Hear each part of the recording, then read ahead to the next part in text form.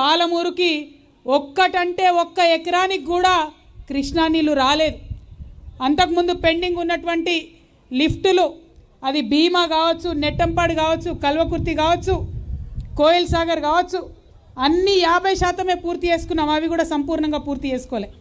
కానీ మెయిన్ కృష్ణానది ఏదైతే ఉందో ఆ కృష్ణానది నుండి మన పాలమూరుకి రావాల్సినటువంటి నీళ్ళు ఏవైతే ఉన్నాయో అవి ఇప్పటికి కూడా మన పొలాలలోకి రాలే. 12 ఏళ్ళు అయినాయి. 10 ఏళ్ళు బీఆర్ఎస్ ప్రభుత్వం ఉండే, 2.5 ఏళ్ళు కాంగ్రెస్ ప్రభుత్వం ఉన్నది. కానీ ఇప్పటి వరకు ఒక్క చుక్క నీళ్ళు రాలే. 33,000 కోట్ల రూపాయలు ఖర్చు అయిపోయింది. 33,000 కోట్ల రూపాయలు పాలమూరు రంగారెడ్డి ప్రాజెక్టు మీద ఖర్చు పెట్టిరు. కానీ 33 ఎకరాలకు కూడా నీళ్ళు ఇయ్యలే. చాలా దారుణమైన పరిస్థితి. అంతకుముందు ప్రతి ఒక్క పార్టీ, అది బీఆర్ఎస్ కావచ్చు, కాంగ్రెస్ కావచ్చు, బీజేపీ కావచ్చు, ఆంధ్రోని తిట్టుకున్నాం.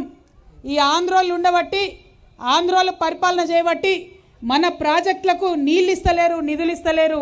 మన ప్రాజెక్టులకు కాలువలు చిన్నగా పెడుతున్నారు, తూములు చిన్నగా పెడుతున్నారు, ఆంధ్ర ప్రాజెక్టులకు పెద్దగా పెట్టుకుంటున్నారని ఆనాడు గుండెలు బాదుకొని ఏడ్చినటువంటి నాయకులందరూ కూడా, అవసరానికి ఎలక్షన్ మందం ఆంధ్రోలను తిట్టుకొని ఓట్లు దండుకున్నటువంటి నాయకులందరూ కూడా 10 ఏళ్ళు పరిపాలించేటటువంటి అవకాశం వస్తే ఒక్క చుక్క, ఒక్క ఎకరానికి కూడా కృష్ణా నీళ్ళు రాలే. ఇది నేను వాస్తవం చెప్తున్నా. ఇక్కడ అంతా మా ప్రెస్ మిత్రులు ఉన్నారు. పాలమూరు అంటేనే ఆలోచన పరులు, పాలమూరు అంటేనే మేధావులు, పాలమూరు అంటేనే కళాకారులు. మరి ఆ పాలమూరు మేధావులు వాళ్ళందరూ కూడా నేను చెప్పేటటువంటి మాటలు వింటుంటారు. అబద్ధం ఆడే అవకాశమే లేదు.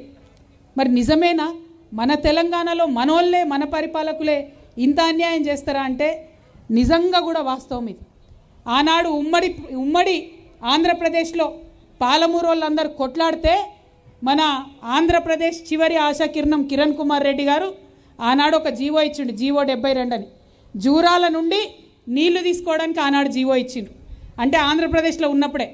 తెలంగాణ వచ్చిన తర్వాత అదే జూరాల నుండి కనుక నీళ్లు తీసుకొని ఉంటే ఈ పాటికి కృష్ణా నీళ్లు మహబూబ్ నగర్ పొలాలకు వచ్చేటివి.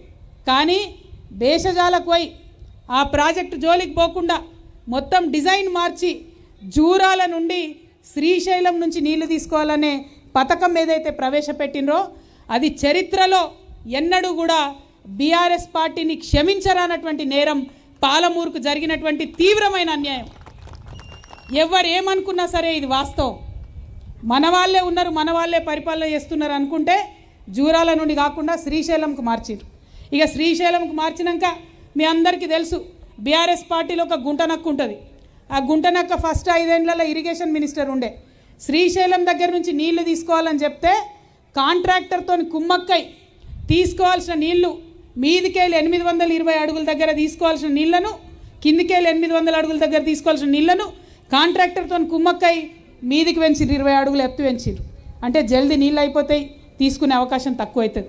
నీళ్లు తీసుకున్నప్పుడు ఎట్లుండాలి, మత్తడి దుంకినట్టు ఫోర్స్గా నీళ్ళు రావాలంటే పెద్ద ఎత్తున అప్రోచ్ ఛానల్ ఉండాలి. ఒక 60-70 ట్రాక్టర్లను ఇట్లా అడ్డంగా వండబెడితే ఎంత పొడుగుంటుందో 140 మీటర్లతోని మనం యాక్చువల్గా అప్రోచ్ ఛానల్ ప్లాన్ చేసినాం. ఆ గుంటనక్క పైసల కక్కుర్తి కోసం 140 మీటర్లు ఉన్నటువంటి అప్రోచ్ ఛానల్ని 50 మీటర్లకు కుదించేసి దాంతో ఇవాళ 2 టీఎంసీలు నీళ్లు శ్రీశైలం నుంచి ఎత్తిపోసుకోవాలంటే ఎత్తిపోసుకోలేనటువంటి పరిస్థితి ఉన్నది.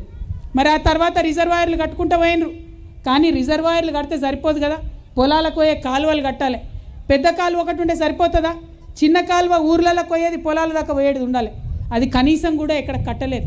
కేవలం వీటి కోసమే, రిజర్వాయర్ల కోసం 33,000 కోట్లు డబ్బులు ఖర్చు పెట్టిన తప్పితే 33 ఎకరాలకు కూడా నీళ్ళు రాలేదు. ఇవాళ మేము ఒకటే అడుగుతూ ఉన్నాం, బీఆర్ఎస్ పార్టీని సూటిగా ప్రశ్నిస్తూ ఉన్నాం. జూరాల నుండి ఎందుకు మీరు పాయింట్ మార్చి శ్రీశైలంకి తీసుకొని వచ్చిండ్రు? మరి శ్రీశైలంకి తీసుకొని వస్తే ఏమైంది? రోజు పంచాయతీ ఆంధ్రోలతోని ఇది కొత్త ప్రాజెక్ట్ అవుతుంది కాబట్టి రోజు అపెక్స్ కౌన్సిల్ కోవాలి, పర్మిషన్ తీసుకోవాలి, వాడేమో ఒప్పుకోరు. దాంతో ఇప్పటి వరకు కూడా చుక్క నీళ్ళు రానటువంటి పరిస్థితి ఉంది. ఇంకొక మాట, పోనీ తోక దగ్గర ఎక్కడైతే నీళ్ళు తీసుకుంటారో అక్కడ అన్యాయం చేసిరు. ఇప్పుడు మనం నిలబడి ఉన్నది షాద్నగర్లో, ఈ లక్ష్మీదేవిపల్లి, చౌదర్పల్లి మొత్తం తెలంగాణలోనే అత్యంత ఎత్తైనటువంటి ప్రదేశం. అక్క మనం ఒక ఇల్లు కట్టుకుంటాం, ఇల్లు కట్టుకుంటే ఇంటి మీద ట్యాంక్ పెట్టుకుంటాం. ఏం చేస్తాం? మోటార్లకు వెళ్ళి నీళ్లు మొదలు ట్యాంకులకు ఎక్కాలి. ఒకటేసారి ఒక మోటార్తో ట్యాంకులకు ఎక్కితే ఆ ట్యాంకులకు వెళ్ళి అన్ని నల్లాలకు కూడా అన్ని రూమ్లకు నీళ్ళు ఇచ్చుకునే అవకాశం ఉంటుంది.